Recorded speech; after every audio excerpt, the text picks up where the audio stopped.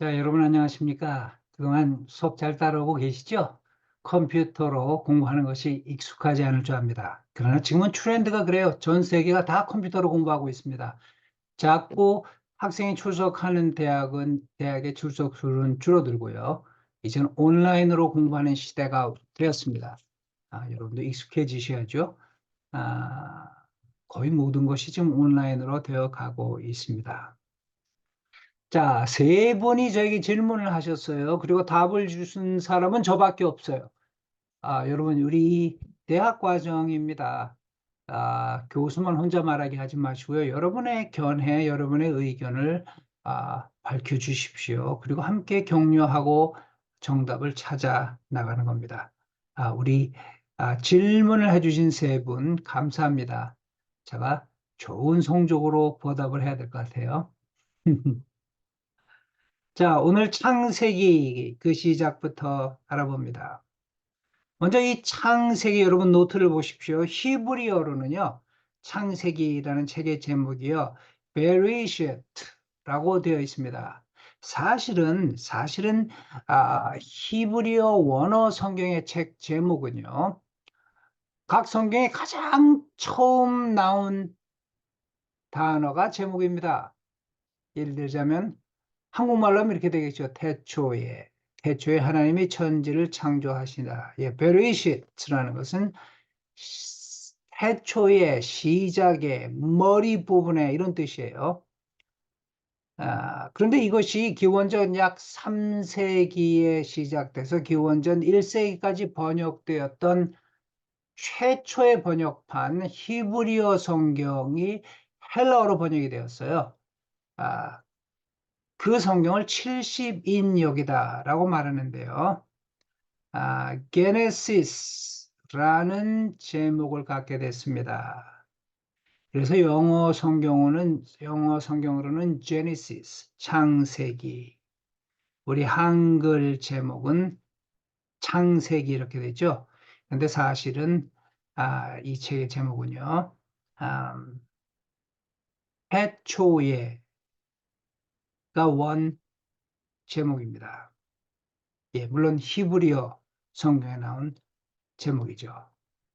태초에라는 제목이 보여주듯이 아, 창조 이야기로부터 아, 창세기가 시작됩니다. 하나님이 태초에 천지를 창조하시니라. 창조. 혹시 여러분 창조의 순서를 기억하십니까? 첫째 날에 뭐를 만들었죠? 둘째 날은요? 셋째 날은요? 지금 답을 잘 주시고 계세요? 만일 답을 잘 주시고 계신다면요. 저는 그런 사람 미워요. 어떻게 그걸 기억을 해요? 저는 구약학을 공부해서 박사학위를 받았지만 그 기억 못 합니다. 그런데, 유대인 구약학자인데요. 움베르토 카수토라는 이태리에 살았던 구약학자입니다. 유대인이었고요.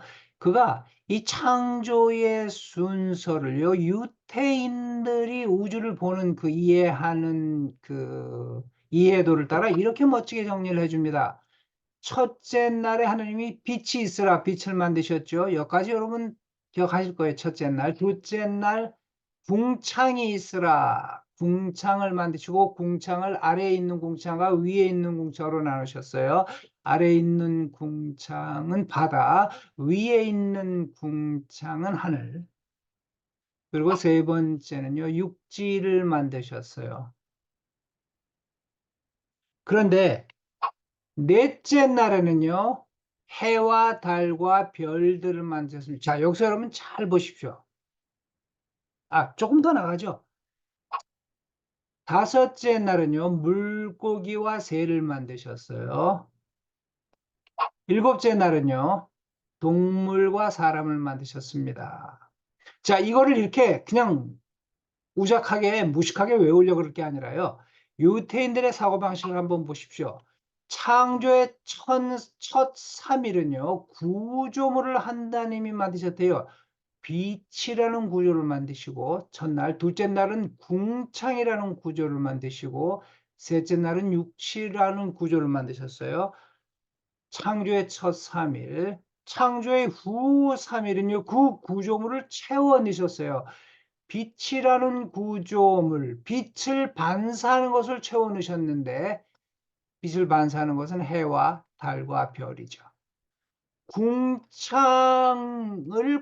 채워 넣으셨는데, 궁창 아래, 이 아래에 있는 궁창인 바다는 물고기로 집어넣으셨고, 위에 있는 궁창인 하늘은 새가 날아다니게 새로 채워 넣으셨어요. 육지는요, 동물과 사람으로 채워 넣으셨습니다. 재밌잖아요? 창조의 첫 3일은 구조물을 만드셨고, 창조의 후 3일은 구조물을 채워 넣으셨다. 창조의 순서. 물론 육지를 3일 날 만드셨다면 동물, 사람, 식물도 엿새째 만들어 넣으셨죠. 자, 여러분 노트에 보시면요. 바벨로니아 창조 설화 에뉴마 엘리시라고 제가 적어놨는데요.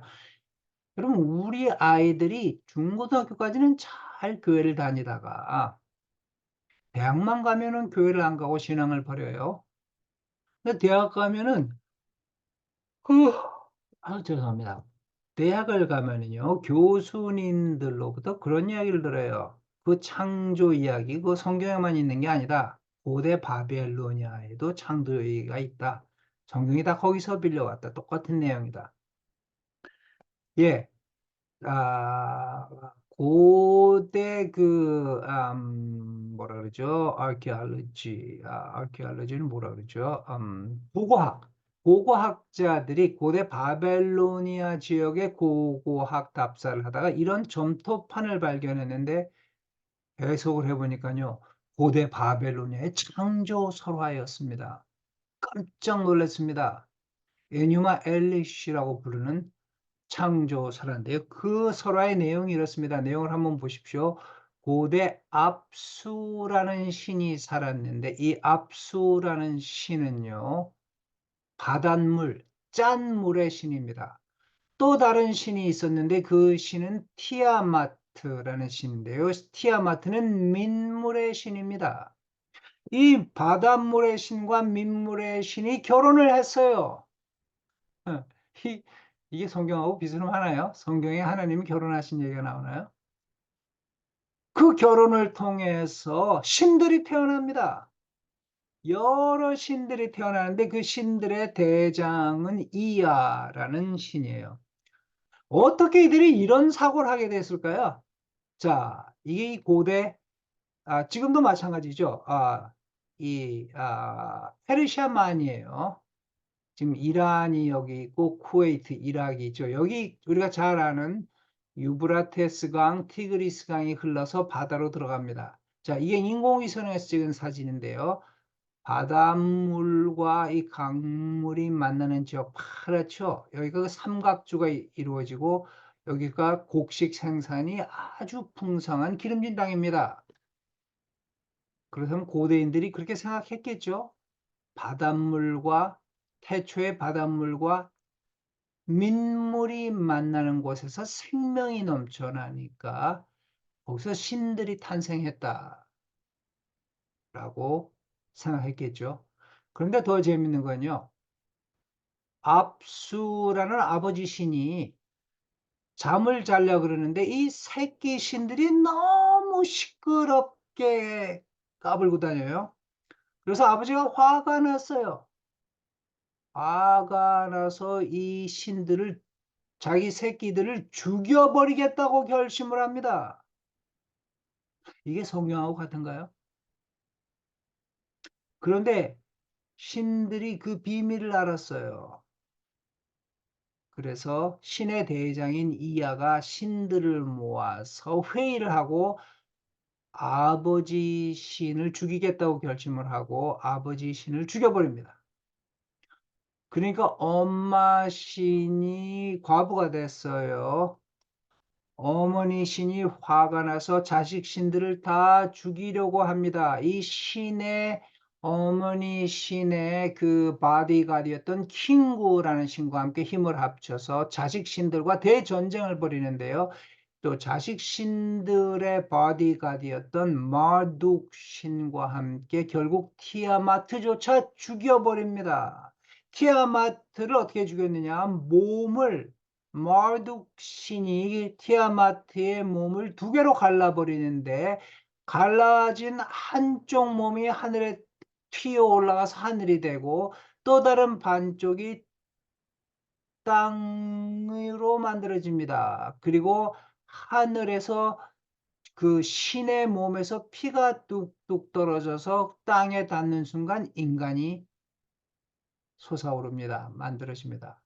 아, 이것이 어떻게 창세기에 나온 창세기의 내용과 똑같아요? 전혀 다르잖아요. 이렇게 말하는 교수가, 안 믿는 교수들이요. 바벨로니아에도 보면은 다 그 창조 설화가 있고 성경하고 똑같아. 이렇게 말하는 교수들이 과연 애니마 엘리시를 읽어봤을까? 애니마 엘리시를 해독할 능력이나 있을까? 읽어보지도 않고 그런 소리를 하고 있어요. 고대 근동의 창조론, 애니마 엘리시와 구약의 창조론 한번 비교해 보죠. 유사한 점이 있다면요.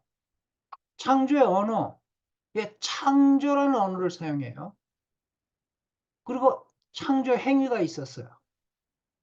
하나님도 천지와 만물을 창조하셨고, 애니마 엘리시는 어때요? 신들의 전쟁을 통해서 창조가 되었습니다. 그런데 구약의 창조는요, 철저하게 일신론입니다. 하나님 한 분이 하셨습니다. 그리고 이 하나님은 인격적이고 도덕적인 하나님이셨고요. 그리고 창조주의 개인적인 의지를 가진 행위로서 하나님이 창조하셨습니다. 그런데 창세기와 애니마 엘리시의 차이점은요, 첫째, 애니마 엘리시는 신화적이죠.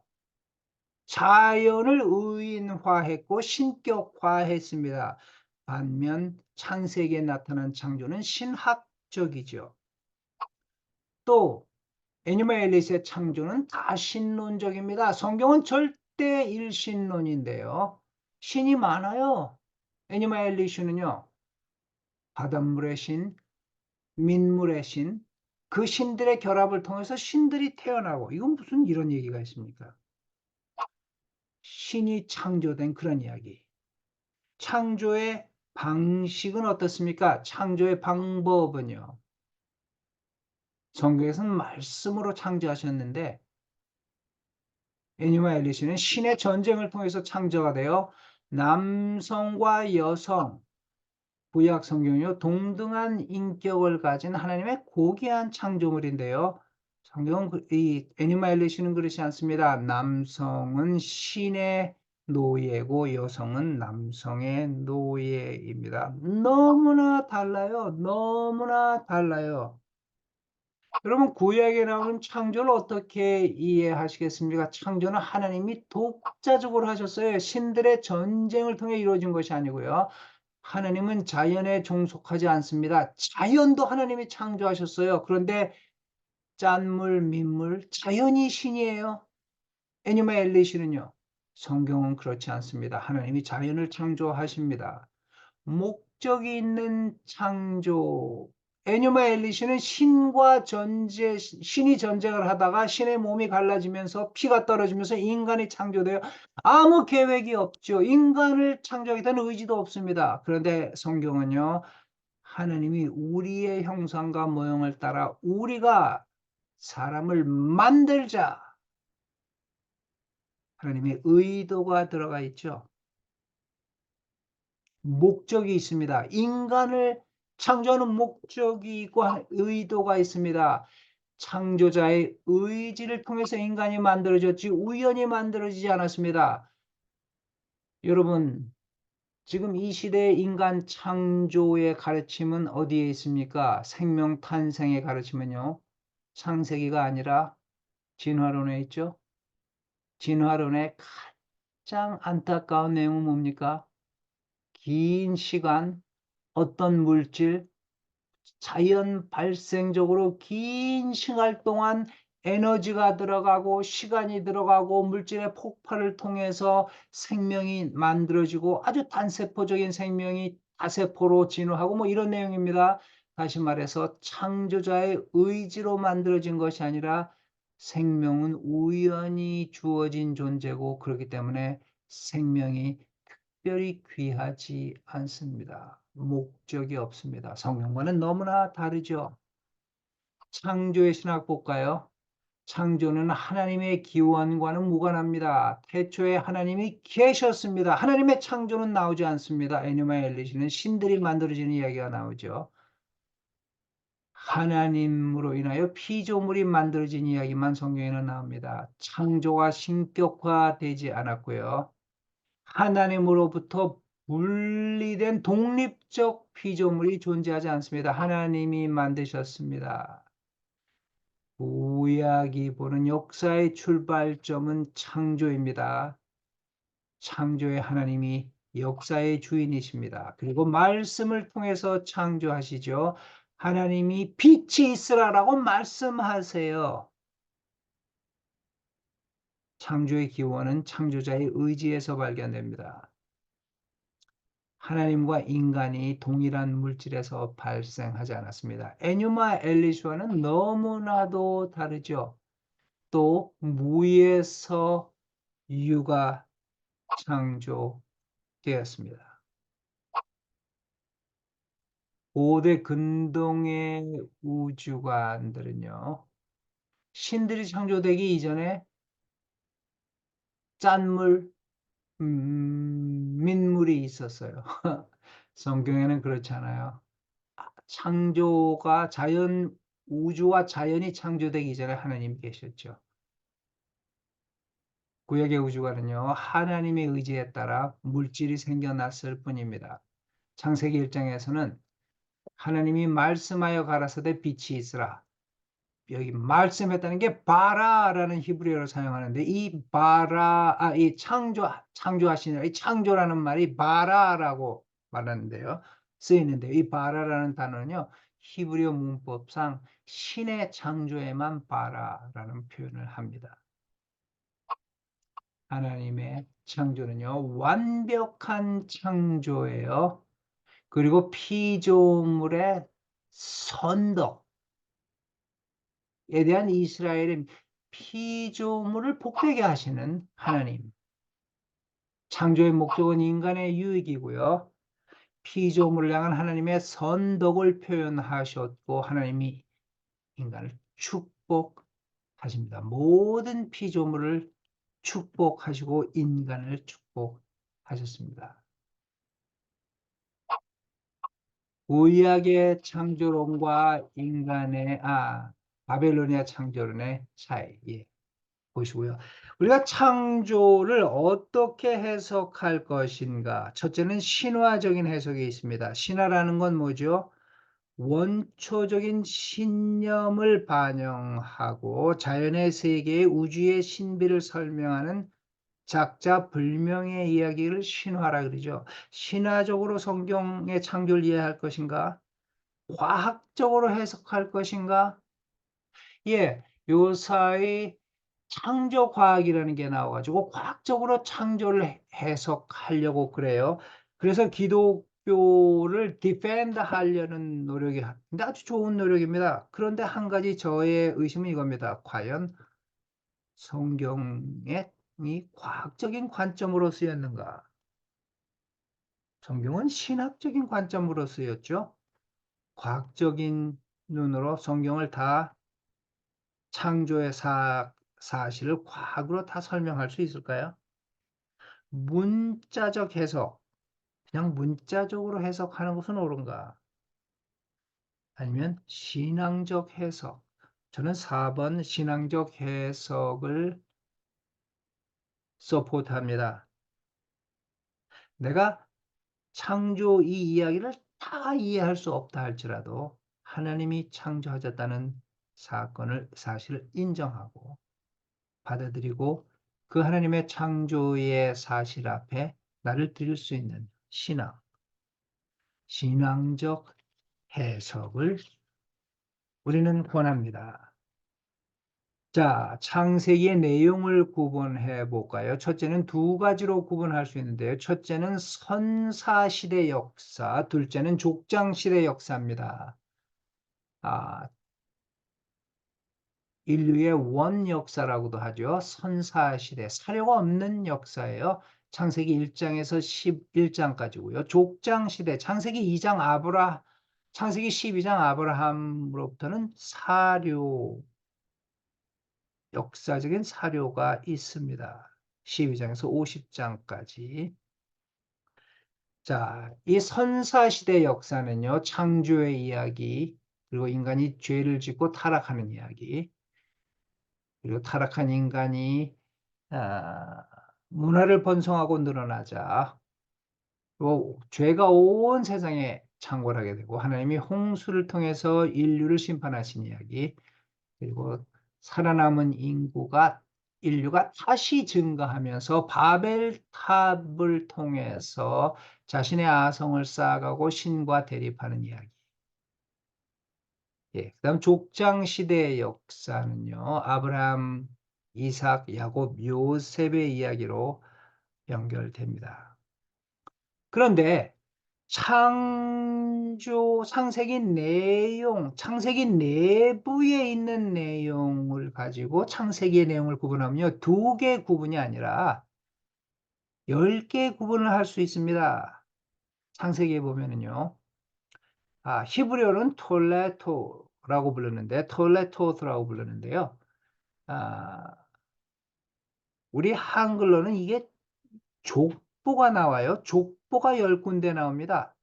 이 족보가 나오고 나면은 내용이 바뀌어요. 또 족보가 나오면 새로운 내용이 나와요. 이렇게 해서 10개 구분이 됩니다. 땅과 하늘의 대략은 이러하니라 라는 말로 2장 4절부터 25절까지 내용을 쭉 설명하고 있고, 이런 식으로 땅과 하늘의 족보, 톨레토, 히브리는 다 톨레토 들어져 있는데요. 번역이 이렇게 됐어요. 또 아담의 계보가 이러하니라. 예, 족보를 말하는 거죠. 그 다음 노아의 후예들은 이러하니라. 그리고 그 다음 또 다른 내용이 나오고, 노아 아들들의 계보. 이런 식으로 쭉 여러분 노트에 나온 식에 나와 있는 10개의 계보가 나오고 10개의 각각 다른 이야기들이 나옵니다. 자, 이제 우리가 오늘 공부하고자 하는 것은요, 이 선사시대 역사, 창세기 1장부터 11장까지를 같이 공부해 보고자 합니다. 창세기 1장은 창조에 대한 이야기예요. 1절에 보니까 태초에 하나님이 천지를 창조하시니라. 여기 태초에 1장 1절 일반적인 설명으로 시작하죠. 태초에 하나님이. 여기 하나님이라는 이 하나님은요, 히브리어는 엘로힘.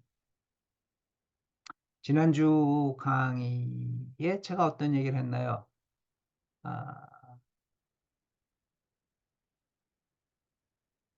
이라는 문서, 하나님을 엘로힘이라고 표현하는 이 문서가 오경의 네 가지 문서, 오경이 만들어진 네 가지 문서 중에 하나였다라고 주장하는 신학자가 있었다 그랬죠.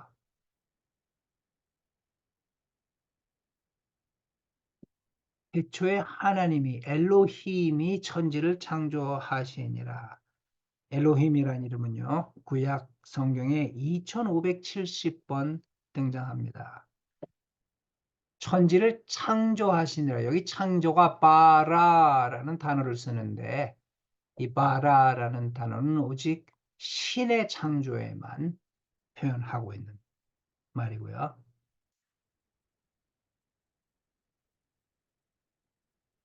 하늘과 땅을 천지를 창조하시니라.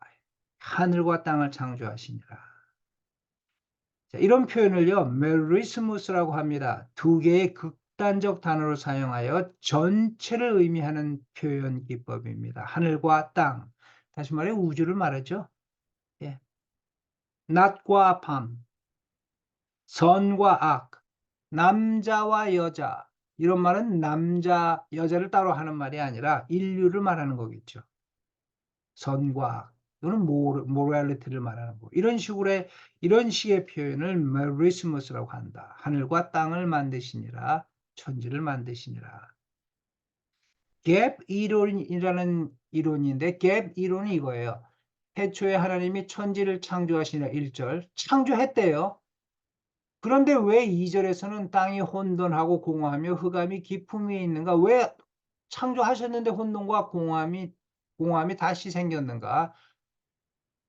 그리고 3절에서 하나님이 다시 재창조를 하세요. 빛이 있으라 하시며 빛이 있었고. 자, 이 갭 티어리는요, 지금 받아들여지지 않고 있습니다. 갭 티어리를 주장한 사람들은요, 이런 식의 그들의 신학적인 해석을 여기다 집어넣는데 그 신학적인 해석이 이거예요. 사단이 그를 따르는 천사들과 함께 하나님을 반역했다가 그 반역 전쟁에서 소위 하늘의 쿠데타에서 져서 쫓겨났는데 천국에서 쫓겨나는 바람에 그 과정에서 하나님이 만들어 놓은 천지가 다시 혼동해지고 공허해졌다. 그래서 하나님이 다시 창조해야 했다. 예, 그렇지 않습니다. 히브리어의 언어 표현은요, 히브리어는요, 먼저 결론을 말합니다. 그리고 그 다음에 자세한 설명을 합니다. 결론이 마지막에 들어가지 않고 제일 먼저 나와요. 태초에 하나님이 천지를 창조하시니라. 결론이에요. 그 다음 땅이 혼돈하고 공허하며 흑암이 깊음 위에 있고 하나님의 신이 수면에 운행하시고 그러던 중에 하나님이 빛이 있으라 하시며 빛이 있었고 이렇게 자세한 설명이 결론 다음에 나오는 겁니다. 자, 여러분 노트 2절 하나님이 신이 수면에 운행하시네. 이 운행하셨다는 말은요. 히브리어 문법으로는 PL형이라는 문법이 있는데 그 문법은 강조형입니다.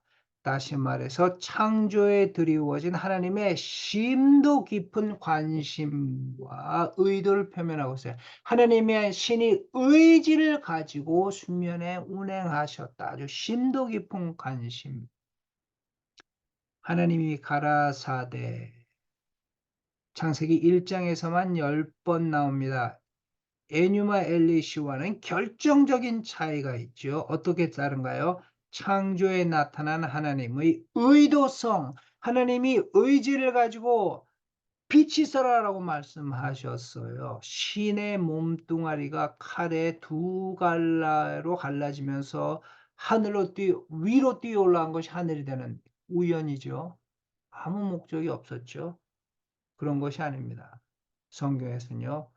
creatis ex nihilo 라틴어인데요. creation out of nothing 무에서의 창조죠. 1장 26절에 보면 이런 말씀이 있습니다. 하나님이 가라사대 우리의 형상을 따라 우리의 모양대로 우리가 사람을 만들고 여러분 여기 우리라는 말은 뭡니까? 하나님이 어떻게 우리라고 말씀하시나요? 내가 아니고 우리? 자, 여기에 대해서 약 7가지 해석이 있는데요. 첫째는 하나님이 독백으로 혼자 하신 말씀이다. 우리. 하나님이 정신분열증 환자도 아니고 왜 독백으로 내가 이렇게 말하지 않고 우리라고 했겠습니까? 그 다음은요. 자신을 높이는 표현으로서의 복수. 나 대신 우리. 그 다음 천상회의의 모습 반영. 욥기서 1장에 보면요. 하나님이 계신 곳에 하나님의 아들들이 있었다. 근데 그 중에는 사단도 있었다. 이런 말이 있어요. 다시 말해서 여러분 한국의 경복궁에 근정전이라고 가보셨어요? 왕이 다스리던 왕의 보좌가 있고 그 옆에 뭐 정일품부터 몇품, 3품, 10품, 높은 사람들이 이렇게 둘러싸서 왕과 함께 의논을 하죠. 아, 천상회의, 하나님이 계시고 하나님 주변에 천사들이 있는 그 모습, 우리 이렇게 주장하는 사람들이 있고요. 하나님의 양성을 상징한다. 이렇게 말하는 사람들이 있어요. 하나님의 양성, 남성과 여성. 여러분 놀라지 마십시오. 우리는 이런 얘기를 들으면 아니 무슨 하나님 이런 불경함이 있냐? 하나님의 양성이라니 무슨 하나님의 남성과 여성이 있느냐? 여러분 이 해석 하나님의 양성을 상징한다. 우리가 이것이 문자적으로는 가장 정확한 해석입니다. 왜 그렇게 말씀드리나요? 자, 성경을 한번 볼까요? 창세기 1장 27, 6절에 하나님이 이르시되 우리의 형상을 따라 우리의 모양대로 우리가 사람을 만들고 그들로 바다의 물고기와 하늘의 새와 가축과 온 땅에 기는 모든 것을 다스리게 하자 하시고 하나님이 자기 형상 곧 하나님의 형상대로 사람을 창조하시되 남자와 여자를 창조하시고 문자적으로 이 구절을 해석한다면은요, 하나님의 형상은 하나님의 여기 우리는요, 하나님의 양성을 상징한다고 볼 수 있을 겁니다. 또 우리 기독교적인 해석은 삼위일체다. 그런데 여러분 여러분 조직 신학 배우셨습니까? 성경은요, 점진적인 계시라 그래요. 처음에는 조금 보였는데 시간이 갈수록 좀 더 보여주시고 좀 더 보여주시고 좀 더 보여주시다가 예수 그리스도를 통하여 하나님의 모든 것을 보여주셨습니다. 예수 그리스도가 계시의 완성이죠. 그렇다면은요, 삼위일체라는 단어가 성경에 나오나요? 나오지 않습니다. 삼위일체라는 개념이 구약에 있나요? 없습니다. 신약에서 발견합니다. 그러면 신약의 사상을 무조건 구약에 집어넣어서 이게 이거다라고 말할 수 있을까요? 삼위일체. 너무나 기독교적인 해석일 수 있죠. 구약이 그대로 말하게 하기보다는요. 여러분 성경 해석은요. 내가 생각하는 것을 성경에 집어내서 넣어서 찾아내는 것이 아닙니다. 성경이 말하는 바를 그대로 드러내는 것이 해석입니다. 또 여섯 번째는 왕권 복수, 일곱 번째는 충만 복수라는 게 있는데요. 영국 왕이 짐이 이렇게 말하겠다. 자기 말을 하면서요. 우리는 이렇게 하겠다라고 우리라고 표현할 때가 있어요. 왕권 복수라고 하죠. 또 충만 복수. 신 존재는 신성으로 충만하지 않습니까? 그래서 충만 복수. 예. 저는 이 대부분의 신학자는요, 이 일곱 번째 혹은 여섯 번째 충만 복수, 왕권 복수로 이 구절을 보고 있습니다. 이 우리라는 말을요. 자, 여러분 한번 보세요. 엘로힘이라는 말을요. 히브리어는 이렇게 씁니다. 엘로힘. 여기 엘로힘에다가 여기 예. 그럼 볼 수가, 저희 아래에 써야 되겠네요. 엘로힘. 자, 요 부분 임이라는 요것이 복수예요. 복수라면은 신들이라고 번역을 해야 될 텐데 그렇게 번역하지 않아요. 엘로힘이 하나님이 복수로 표현돼요. 그러나 하나님이란 단수죠. 신의 충만함. 바알도요. 바알이 아니라 바알림 복수로 씁니다. 바알들이라는 복수가 아니라 바알 신의 충만함을 의미하죠. 신성이 충만함을. 임. 충만 복수.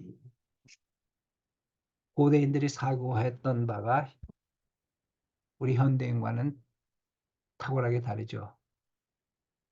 충만 복수. 재미있지 않습니까, 여러분? 자, 우리가 우리의 하나님이 가라사대 우리의 형상을 따라 우리의 모양대로 우리가 사람을 만들고 하나님의 형상과 모양 도대체 무슨 뜻이냐? 형상 셀렘, 모양 데무트라는 히브리어인데요. 전통적으로는요, 형상이란 하나님의 도덕성을 말하고 모양이란 하나님의 영성을 말한다. 영적인 존재로서의 신의 영적인 면을 의미한다라고 전통적으로 이해해 왔는데 최신 경향은 그렇지 않아요. 최신 경향은요, 본질보다는 이 기능적인 면을 보고 있다라고 말하는데요. 우리가 문자적인 해석을 해보면 그렇습니다. 형상이라는 단어, 셀렘은 카피를 말해요. 다시 말해서 인간은 하나님의 카피다. 붕어빵이다. 그만큼 인간은 귀하다. 그런데 그 다음 모양이라는 단어, 데무트는요. 흡사하다는 뜻이에요. 무슨 말인가요? 인간은 하나님의 복사판이다. 이렇게 귀한 존재다라고 성경이 인간을 팍 올려놓고 그런데 말이야. 사실은 복사판은 아니야. 흡사하지만 동일하진 않아. 그래서 인간을 하나님보다 조금 못하게 설명하고 있습니다. 시편 8편 5절에 하나님이 사람을 천사보다 조금 못하게 만드시고 아마 개역 개정판 성경에는 이렇게 기록됐을 거예요. 하나님이 인간을 하나님보다 조금 못하게 만드시고.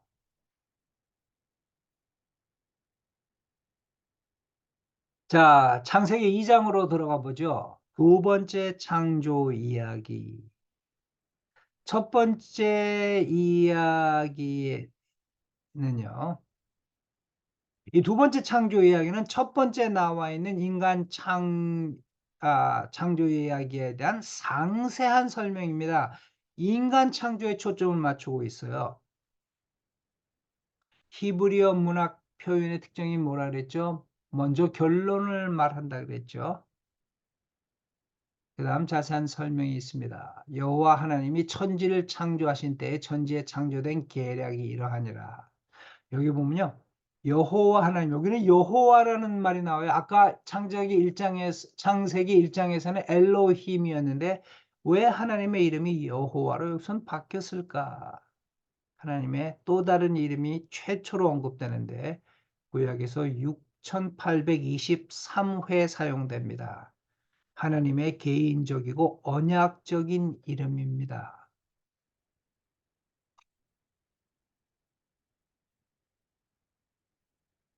창세기 7장을 한번 볼까요? 창세기 2장 7절. 여호와 하나님이 땅의 흙으로 사람을 지으시되, 여기는 이제 좀 더 구체적으로 인간이 만들어지는 모습이에요. 아, 제가 이 나누기를 해야 여러분이 이거 보실 수 있습니다. 예, 예. 여호와 하나님이 땅의 흙으로 사람을 지으시고 생기를 그 코에 불어넣으시니 사람이 생령이 된지라.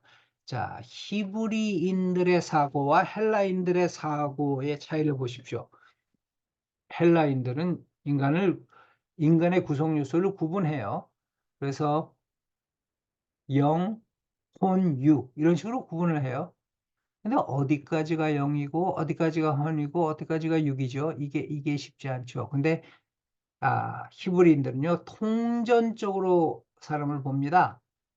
인간은 생령이다.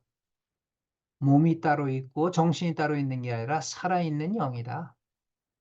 살아있는 living being, 생명체이다.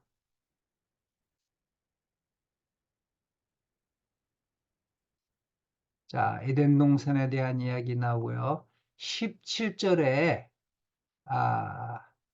15절 말씀 볼까요? 15절 말씀에 이렇게 여호와 하나님이 그 사람을 하나님이 만드신 사람을 이끌어 에덴 동산에 두어 그것을 경작하게 하여 지키게 하시고 아담을 말하는 거죠. 아담을 에덴 동산에 두어 그것을 경작하고 지키게 하셨다. 노동에 대한 이해를 볼까요? 노동은 하나님의 명령이며 축복입니다. 타락 이전에도 인간은 노동을 하도록 규정되어 있습니다. 노동은 고통이 아닌 기쁨이며 행복입니다. 게으름과 짜증 대신 열심과 감사로 노동에 임할 것을 성경은 말하고 있습니다. 여러분, 인간이 놀고 먹을 것이었는데 아담과 하와가 타락을 함으로 노동하게 된 것이 아닙니다. 하나님은 타락 이전에 아담을 에덴에 두어 그것을 경작하고 노동하게 하셨어요.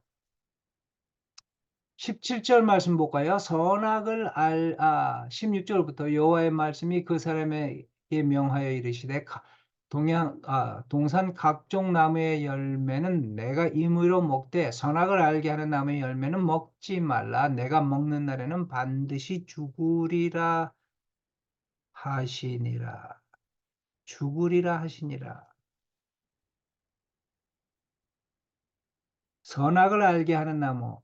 또 다른 메리스무스지요. 두 개의 극단적인 단어를 사용하여 전체를 의미하는 선악을 알게 하는 나무다. morality를 말하죠. morality. 이것은 순종에 대한 시험입니다.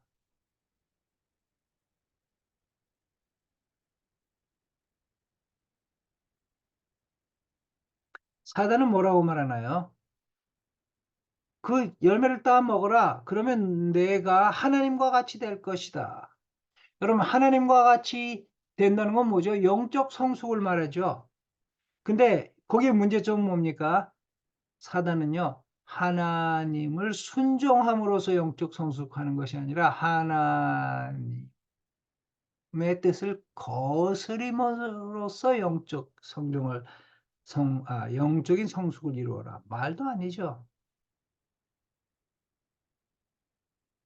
자, 여호와 하나님이 흙으로 각종 들짐승과 각종 새를 지으시고 아담이 무엇이라 부르나 보시려고 그것들을 그에게 이끌어가니 아담이 각 생물을 부르니 곧 그 이름이 되었더라. 아담이요. 아담이 예를 들자면 아담이 사자를 보고 너는 사자다 하는 순간 그 사자의 성품이 들어간 거예요. 호랑이다 하는 순간 호랑이의 성품이 들어갔어요. 예, 히브리인들은 그렇게 사고했습니다. 그 이름이 한 존재의 본질을 규정합니다. 근데 인간이 동물의 이름을 주었다는 얘기 뭡니까? 인간이 만물의 영장이란 뜻이죠. 그리고 아담이란 이름은 하나님이 주셨습니다.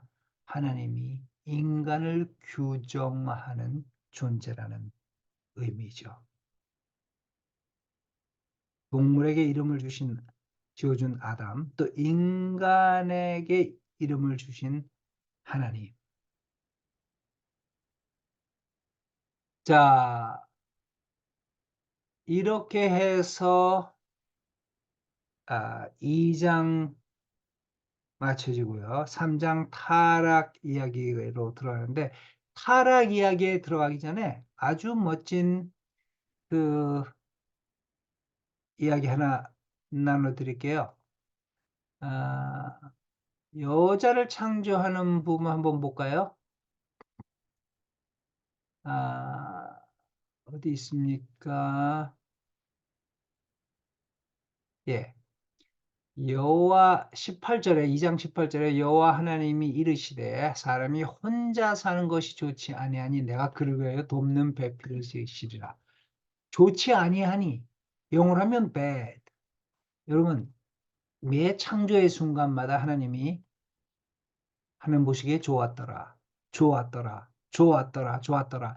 인간을 창조하시고 나서는요, 심히 좋았더라. 그런데 이 장에선 처음으로 나빴더라.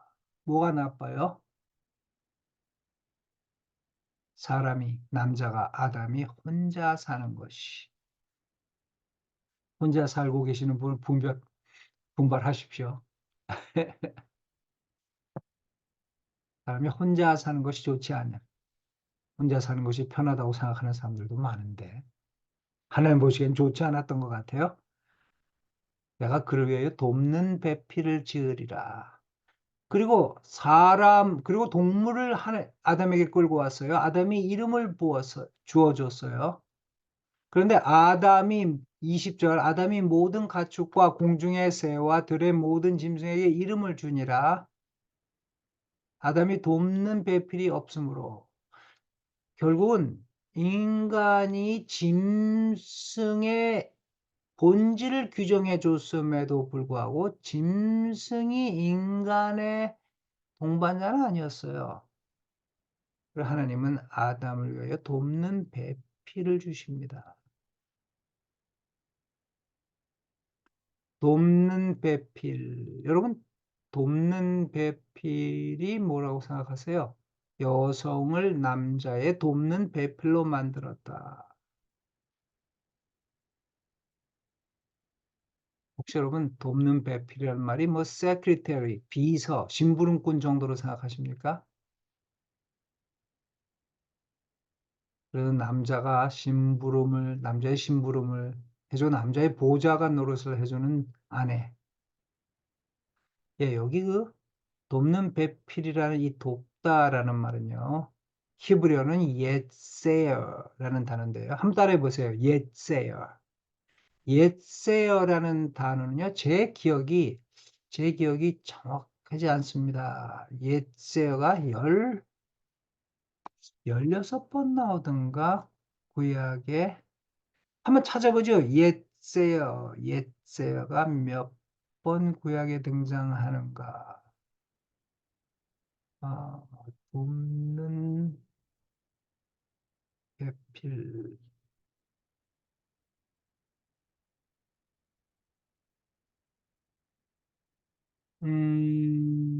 여기 제가 한글 성경에는 히브리어가 안 나와요. 진짜 2장 5절.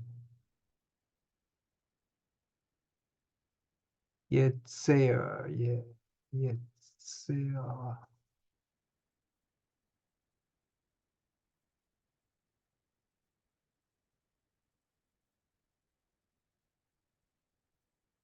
웬일인지 제 컴퓨터가 오늘은 또 시원하게 작동을 하지 않네요. 이렇게 착 하면은 그 단어가 펼쳐져야 되는데,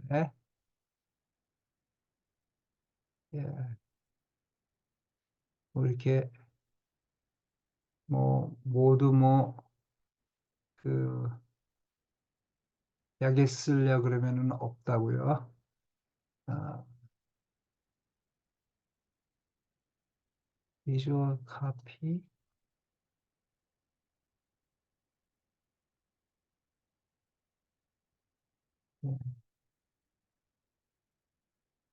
예, 제가 지금 이 단어가 구약에 몇 번 쓰였는가가 지금 정확히 제 기억에 생각나질 않습니다. 제가 다음번 강의 때 말씀드릴게요. 그런데 그 구약 성경에 이 옛제어라는 단어가 가장 다문화하게 많이 쓰인 내용이요. 심부름꾼이라는 뜻이 아니라 아, 신적인 도움으로 쓰였습니다. 내가 아, 눈을 아, 내가 눈을 들어 산을 보리라. 아, 내 도움이 어디서 날고 도움 나의 도움은 오직 천지를 만드신 여호와 하나님께로부터니라. 그 단어가 예제입니다. 신적인 도움, 다시 말해서 구원자라는 뜻입니다. 하나님이 여성을 남자의 구원자로 창조하셨다. 어떤 사람은 그래요. 아유, 뭐 교수님, 하나님 무슨 뭐 여자가 무슨 구원자예요. 여자가 아, 하나 남자를 하나님 먼저 만드셨는데, 여러분 창조의 순서가 창조의 순서가 피조물의 그 존귀함을 규정한다면은요. 그러면 수업 그만하시고 얼른 집에 가서 개밥 주십시오. 하나님이 동물을 인간보다 먼저 만드셨습니다. 저희 집에 컴퓨터가 한 너댓 개 있어요. 근데 컴퓨터 쓰는 사람 딱 2명이에요. 근데 왜 너댓 개가 필요하죠? 다 잘 멀쩡한 컴퓨터예요. 컴퓨터가 왜 너댓 개가 필요하냐? 컴퓨터는 멀쩡한데 컴퓨터에 돌아가서 제가 사용하는 프로그램들이 자꾸 사이즈가 커지기 때문에 멀쩡한데도 새로 나온 프로그램을 돌리지를 못하니까 이걸 감당할 수 있는 새로 나온 컴퓨터를 자꾸 사야 돼요. 컴퓨터 같이 굉장히 델리킷한 이런 가전제품은 위에 나온 것일수록 성능이 좋습니다. 하나님이 여자를 나중에 창조하셨어요.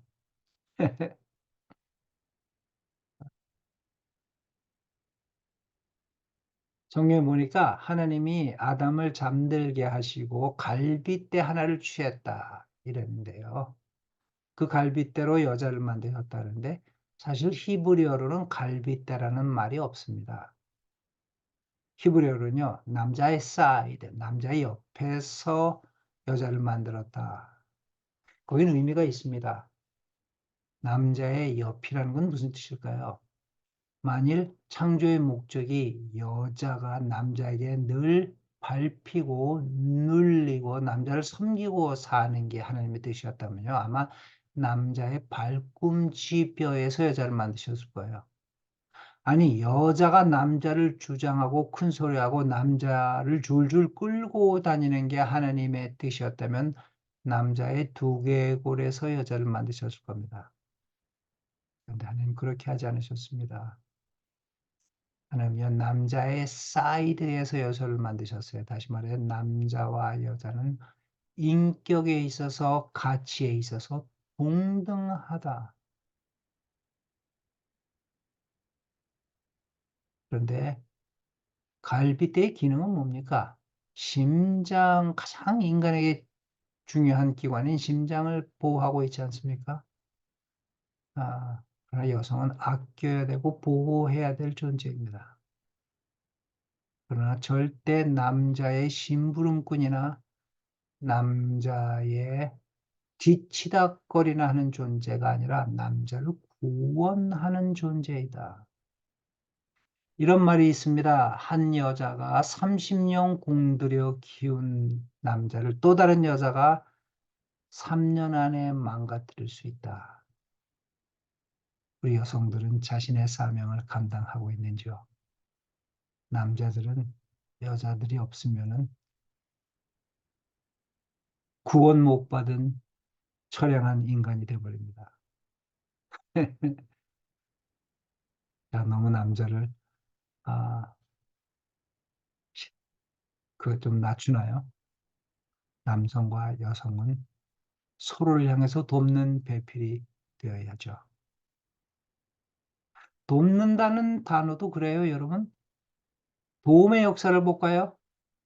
약자가 강자를 돕습니까? 아니죠. 언제나 강자가 약자를 돕습니다.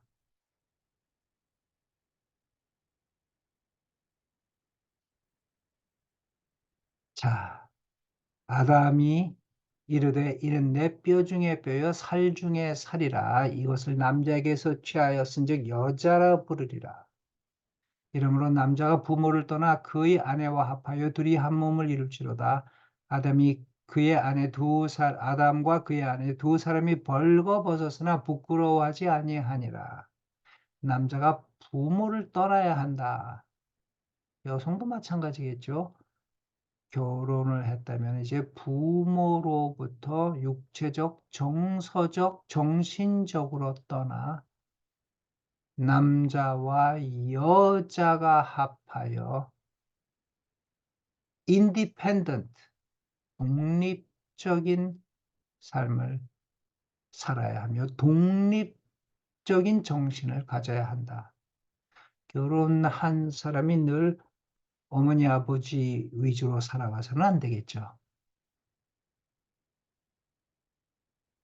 자, 이제 창세기 3장으로 넘어가죠. 타락, 인간의 그 타락.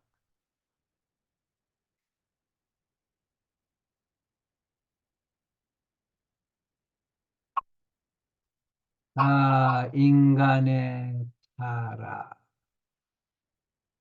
음, 제가 예.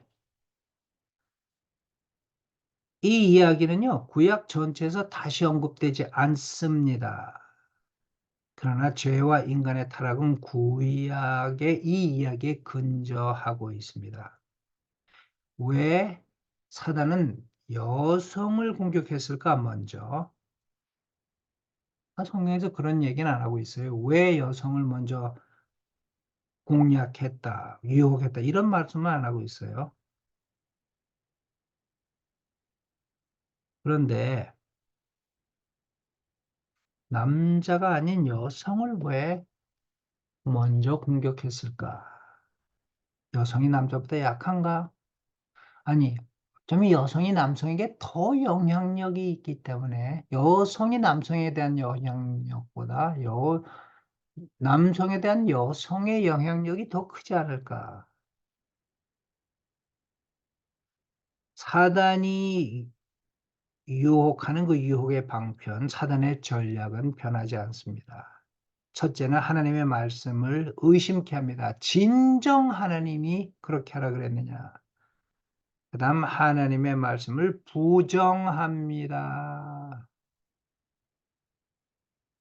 선과 악을 알게 하는 열매를 따먹어도 죽지 않는다. 그리고 보니까 먹음직하고 보암직했다 그랬죠. 세 번째, 죄를 매혹적으로 포장합니다. 그리고 3장 7절로부터 24절에는 죄와 타락의 결과가 나오는데요. 첫째, 하나님과 인간의 교제가 분열되고요. 두 번째, 인간과 인간 관계가 균열됩니다. 당신이 주신 이 여자가, 그 귀한 아내가 이 여자로 바뀝니다. 책임 전가. 세 번째, 네 번째, 죄의 형벌. 첫째는 뱀에게 세 가지 형벌이 주어지는데 저주받은 존재로 생존하게 되고요. 여자 및 여자의 후손과 적대 관계. 여자의 후손은 뭐죠? 인류를 말하는 거죠. 인류와 적대 관계를 갖게 되고, 그다음 치명적인 상처를 뱀이 치명적인 상처를 갖게 될 것이다. 창세기 3장 15절에 원복음이라고 불리는 구절이 있는데요. 내가 너로 여자와 원수가 되게 하고 내 후손도 여자의 후손과 원수가 되게 하리니 여자의 후손은 내 머리를 상하게 할 것이요 너는 그의 발꿈치를 상하게 할 것이고. 원복음. 여자의 후손이 내 머리를 상하게 할 것이다. 완전히 사단의 그 세력을 아, 깨뜨려 버릴 것이다. 머리를 상하게 할 것이다. 여자에게도 세 가지 형벌이 주어집니다. 첫째, 잉태와 해산의 고통. 둘째, 남편을 향한 갈망. 그리고 남편에게 종속.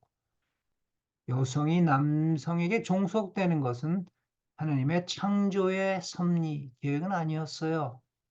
인간의 죄 때문에 죄악된 문화가 만들어진 거죠. 셋째, 세 번째 남자에게는 두 가지 형벌이 주어지는데, 첫째는 고통스러운 노동. 노동은 죄 짓기 전에도 해야 했습니다. 그런데 이제는 노동이 고통스러워졌습니다. 그리고 결국은 죽게 됩니다. 그런데 20절에서 24절에는요, 인간을 향한 하나님의 변함없는 사랑이 표현되고 있습니다. 인간을 향해 표현되는 하나님의 변함없는 사랑이 어떻게 표현되는가? 20절, 아담이 그의 아내의 이름을 하와라 불렀으니 이는 모든 산 자의 어머니가 됩니다. 정령 죽을 것이라 그랬는데 죽지 않았습니다. 그리고요, 오히려 아담이 그의 이름을 하와라고 불렀는데, 하와는 히브리어로는요, 존재한다. 비동사라 그러죠, 영어에. 그걸 의미해요. 존재. 죽음이 아니라 삶, 존재. 모든 산자의 어머니가 됩니다. 여호와 하나님이 아담과 그의 아내를 위해 가죽 옷을 지어 입혔다. 벌거벗은 것을 발견했는데 가죽 옷을 지어 입혔다. 인간을 향한 하나님의 변함없는 사랑의 표현이죠. 아담과 하와를 위한 동물 가죽 옷, 이것이 과연 예수님의 희생을 상징하는가? 우리 그렇다고 많이 들어왔어요. 과연 그런가? 구약에 나타난 희생 제사에는요, 두 가지 핵심 요소가 있습니다. 첫째는 하나님께 바쳐진 희생이어야 되고요.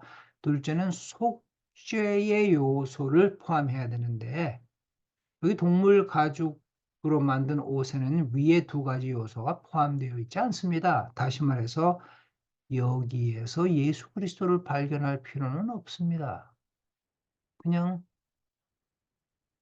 아담과 하와를 위해서 가죽 옷을 만들어 입히신 하나님의 사랑이죠. 자, 이렇게 해서 그리고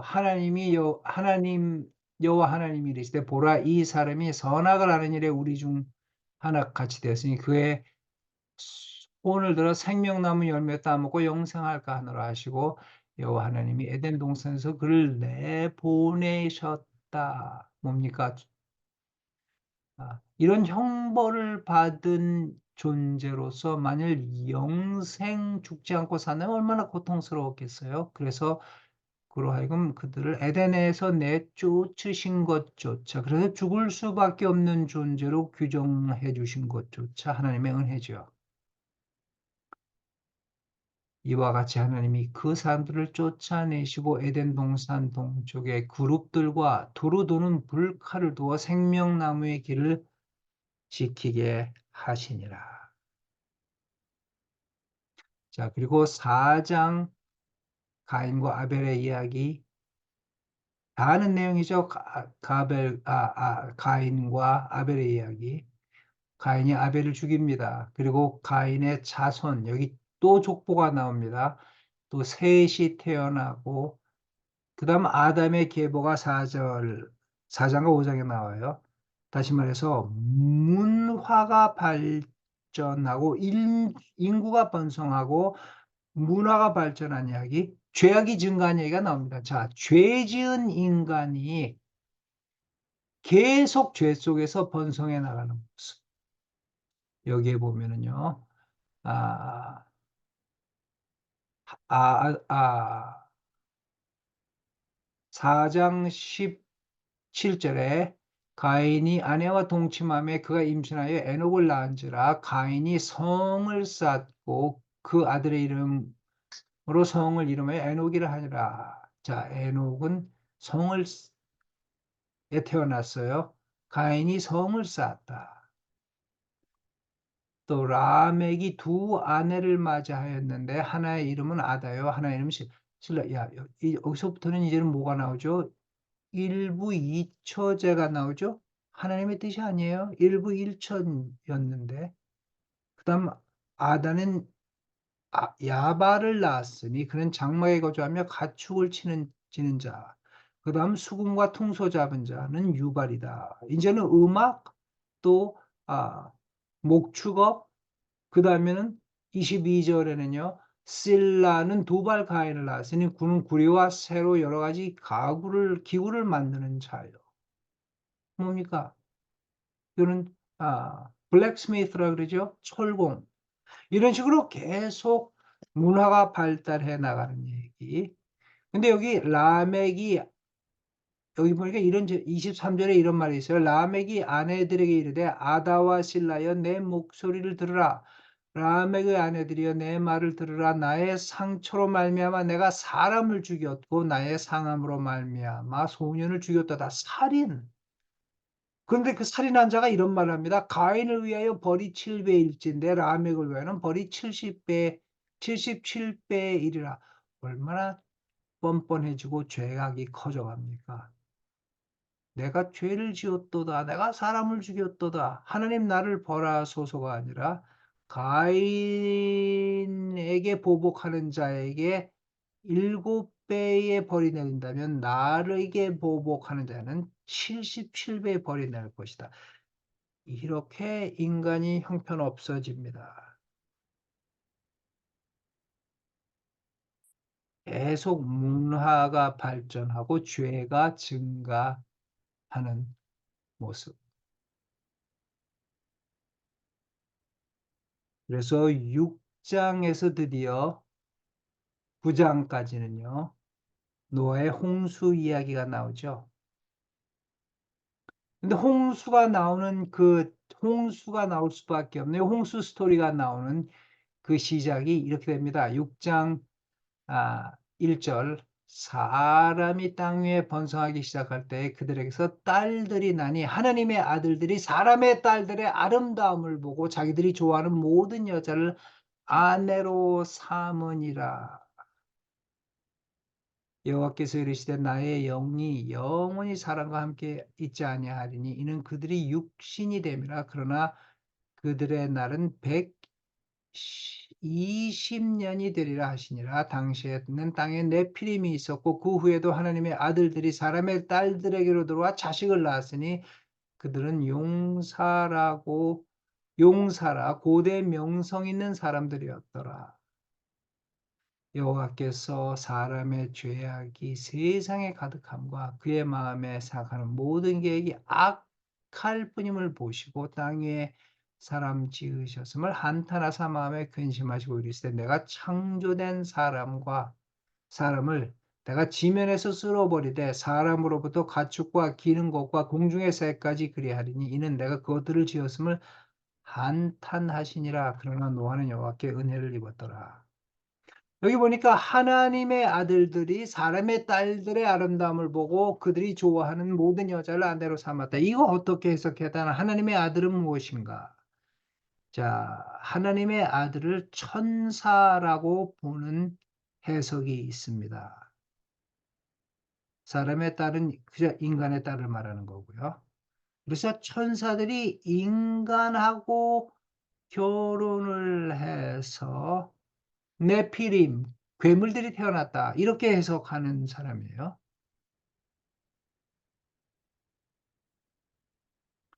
그런데 그 해석을 받아들이려면 좀 문제가 있어요. 그렇다면은 왜 하나님이 홍수로 인간만을 쓸어버리셨죠? 천사를 쓸어버린 이야기는 없고요. 왜 죄는 하나님의 아들, 다시 말해 천사가 지었는데 왜 인간이 벌을 받는가? 자, 이런 문제를 해결하기 위해서 또 다른 해석은요. 하나님의 사람은 유태인을 말한다. 그런데 사람에 따른 이방인을 말한다. 경건한 하나님의 사람 유태인들이 불경건한 이방인들의 딸들과 결혼해서 인간이 성적으로 타락하게 됐다. 이런 해석이 있고요. 세 번째 해석은 경건한 셋의 아들들이 불경건한 가인의 딸들과 결혼했다. 문제는요. 어느 해석을 여러분이 받아들이더라도요. 이거는 분명하죠. 결혼에서부터 죄의 번성과 인간의 타락이 더 심화되는 것. 성적인 타락. 어떻게 우리가 경건한 성생활을 하는가? 성적인 타락이 인류의 타락을 가져왔다는 것 성경이 여기서 분명하게 말하고 있습니다. 6절 말씀에는 하나님이 한탄하셨다. 하나님의 후회에 대해서 생각해 본 적 있으세요? 자, 이래서 홍수가 일어납니다. 그러면 이 홍수, 노아의 홍수에 대해서 한번 생각해 볼까요? 홍수 사건, 노아의 홍수 이야기. 뭐 땅의 근원, 기품의 근원이 터져 하늘에서 비가 왔을 뿐 아니라 기품의 근원이 터졌다고 성경은 말하고 있는데 고대 히브리인들이 가졌던 우주관입니다. 이것이 우주의 모습입니다. 하늘이 3층으로 되어 있어요. 1층, 2층, 3층. 3천층에 대한 이야기가 나오죠. 내가 3천층에 갔었다라는 사람이 이야기가 나오죠. 그리고 땅 속에 물이 있다라고 믿었고요. 스올이 땅 깊이 있다고 믿었고요. 그러니까 깊음의 원천이 있다. 이게 터져가지고 땅 속에 있는 물이 올라왔다. 비만 온 것이 아니라 그렇게 히브리인들은 생각하고 있습니다요. 노아의 홍수 넘어가죠. 설명하려고 그랬는데 넘어가겠습니다. 창세기 1장 1절부터 11절과 유사한 고대 근동의 작품들. 여러분, 바벨로니아 성경에 홍수 이야기가 있는데 고대 바벨로니아에는 홍수 이야기가 없는가? 있습니다. 그거 어떻게 해석할 겁니까? 길가메시 에픽, 아트라하시스 에픽, 수메리안 플러드 스토리, 홍수 이야기, 또 수메르 킹 리스트, 왕 이야기. 여기에 보면 다 홍수 얘기가 있는데 그 얼마나 유사한가 한번 볼까요? 길가메시 서셋이라는 길가메시 에픽에는 내용이 이래요. 신들이 홍수를 일으켜 수가 많고 시끄러워진 인간을 멸망시키려고 결심해요. 근데 정직한 인물 한 사람을 선택해서 방주를 만들도록 명령합니다. 그 인물은요, 그 사람은 신이 선택한 그 사람은 방주를 만들고 몇몇 다른 사람들과 각 종류의 동물들로 방주를 채웠습니다. 그리고 홍수가 났어요. 그래서 물에 다 잠겨버려요. 근데 주기적으로 새를 보내서 육지가 있는지 살피게 하고 처음 보낸 두 마리 새는 방주로 돌아오고 세 번째 새는 방주로 돌아오지 않습니다. 그 인물과 그의 가족은 방주를 떠나 동물 한 마리를 희생으로 바쳤고 신이 희생 향기를 맡고 그 인물을 축복합니다. 그리고 홍수로 인간을 멸망시킨 것에 대한 유감을 표현합니다. 와, 이거 노아 홍수 얘기하고 너무도 비슷하죠? 아하트라하시스 서사시도 거의 동일한 내용입니다. 신이 인간을 이 죄가 번성하니까 인간을 쓸어버리는데 홍수로 쓸어버리는데 아트라하시스에게 방주를 만들라고 명령을 하고 그 방주를 통해서 인류가 구원됩니다. 수메르 홍수 이야기도 마찬가지예요. 신앙심이 깊은 지우스트라라는 사람이 벽에서 신들의 이야기, 신들이 인류를 멸망시키려는 계획을 들어요. 뭐 우리 한국말에 이런 말이 있죠. 반말은 뭐 새가 하고 듣고 낱말은 쥐가 된다 그러던가요? 그 여기던가요? 벽에 잠겨 있는 신들의 대화를 들어요. 그리고 대홍수를 이겨낼 만한 거대한 배를 만들고 홍수에서 생존합니다. 수메르 왕록은요, 수메르의 왕들에 대한 취적과 나이를 설명하고 있는데 여기 보니까 홍수 이전의 왕과 홍수 이후의 왕에 대한 스토리가 나와 있습니다. 홍수. 자, 이걸 어떻게 이해할 거예요? 성경의 홍수 이야기와 너무나 흡사합니다. 여러분 노트를 보세요. 어떻게 이해할 것인가? 첫째, 바벨로니아 홍수 이야기가 노아 홍수의 이야기에서 나온 것이다. 다시 말해서 노아 홍수 이야기는 바벨로니아 홍수에서 빌려온 것이다.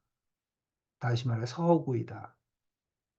그렇게 간단하게 해석해 볼 수 있을까요? 두 번째, 노아의 홍수 이야기가 제가 말을 잘못했네요. 바벨로니아 홍수 이야기가 노아 홍수 이야기에서 나왔다. 바벨로니아 이야기가 노아 이야기에서 따온 것이다. 그렇게 주장할 수 없습니다. 왜냐하면 바벨로니아 홍수 이야기가 노아 홍수 이야기보다 더 오래됐어요. 오래된 것이 나중에 나온 거에서 따온 이야기일 수가 없죠. 그 반대는 가능해도요. 그럼 두 번째, 노아 홍수 이야기가 바벨로니아 홍수 이야기에서 따온 건가? 그렇다면 노아 홍수는 역사적인 사실이 아니라 허구에 불과한가? 그것도 아니죠. 세 번째 해석은 뭘까요? 모든 문화권이 보편적으로 홍수에 대한 이야기를 말하고 있어요. 다시 말해서 홍수는 진짜 고대 인류를 멸망시킬 정도의 고대 엄청난 홍수는 존재했었다. 아마 한국 이야기, 옛날 얘기 장화 홍련전에도 홍수 얘기가 나오지 않던가요? 홍수 이야기. 자, 그런데 9장에 보니까 노아의 언약, 9장 13절에 언약의 상징인 무지개가 떴죠. 이 무지개가 뜨는 한 더 이상 내가 물로 인간을 쓸어버리지 않겠다는 하나님의 약속. 근데 그 무지개가요, 히브리어는요, 코셰트라고 합니다. 코셰트. 무지개가 하늘에 떴다. 근데 코셰트를요, 또 다른 말은 활이라는 의미가 있어요. 근데 한번 보십시오. 활이 어떻게 생겼습니까? 여러분, 무지개가 요런 모양이죠? 하늘에. 활이 이렇게 됐다면은요, 화살이 어떻게 얹혀지죠? 화살이 하늘을 향해 가죠. 활이 하늘을 향해 이렇게 됐다면은 화살은 이렇게 있죠. 하나님이 이렇게 말씀하시는 거예요. 내가 다시 인류를 물로 홍수로 멸망시키지 않겠다. 만일 내가 그 약속을 어긴다면 너희는 나를 쏴도 좋다. 와, 대단하죠, 하나님이요? 적개심과 죽음의 상징이 사랑과 평화의 상징으로 변했습니다. 활, 죽음의 무기인데 이것이 언약의 무지개로 변했습니다. 십자가, 가장 처참하게 인간을 죽이는 무기인, 형벌 방법인 십자가가 우리를 구원하는 할례, 고통스러운 고대에 무슨 그 마취술이 있었겠습니까? 고대 마취도 없이 받는 할례, 얼마나 고통스러웠을까요? 그런데 그 할례가 인간 하나님의 언약 백성이라는 사인, 적개심과 죽음의 상징이 사랑과 평화의 상징으로 변한 것. 이제 11번째는요.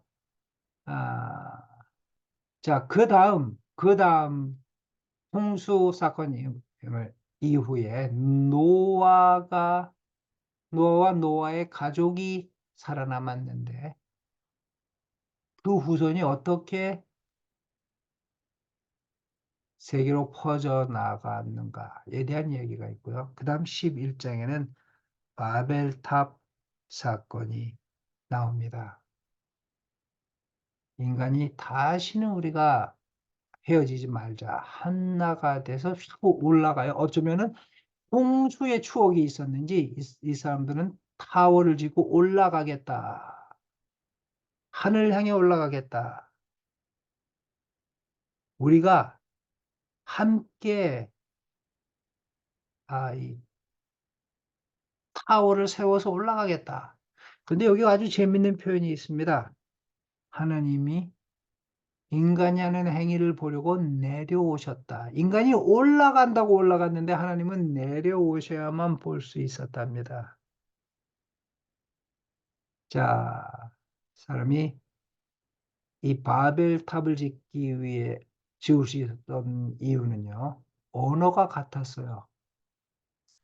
그래서 이 바벨탑, 이 사건을, 바벨탑을 통한 반역을 스탑시키기 위해서 언어를 혼잡게 하셨죠. 의사소통이 되지 않으니까 스스로 와해됐죠. 이 이후로 인류의 언어가 흩어졌는데, 여러분, 사도행전 2장 기억하시나요? 성령이 임하셨어요. 베드로가 외쳤는데 각 나라에서 온 모든 사람들이 각자 자기 말로 베드로의 메시지를 듣습니다. 성령이 다시 언어를 인류를 하나로 만드시는 장면이 사도행전 2장에 나옵니다. 바로 이 바벨탑 11장, 이 창세기 11장 바벨탑 사건을 바벨탑 사건으로 흩어진 인류를 성령 강림으로 다시 모으시는 장면이 나옵니다. 사도행전 2장입니다. 이렇게 해서 창세기 1장에서 11장까지 인류의 원 역사가 마쳐지고요. 이제 다음 주에는 창세기 12장에서 50장 족장 이야기에 들어갑니다. 여러분, 창세기 재미있지 않아요? 지금 개관도표는 만들고 계십니까? 매일 하십시오. 매일 성경을 읽으면서 정리하십시오. 수고하셨습니다.